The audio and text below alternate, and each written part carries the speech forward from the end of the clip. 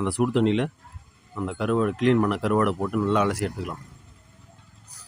சுடு தண்ணி ரெடி.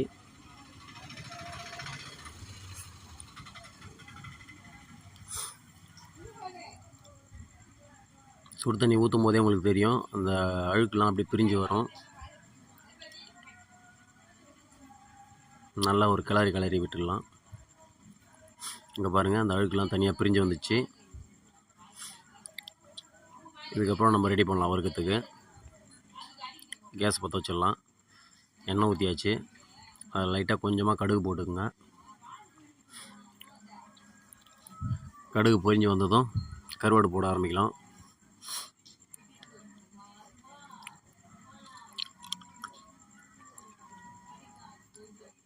எண்ணெயில் கொஞ்ச நேரம் கருவாடு நல்லா வேகட்டும்.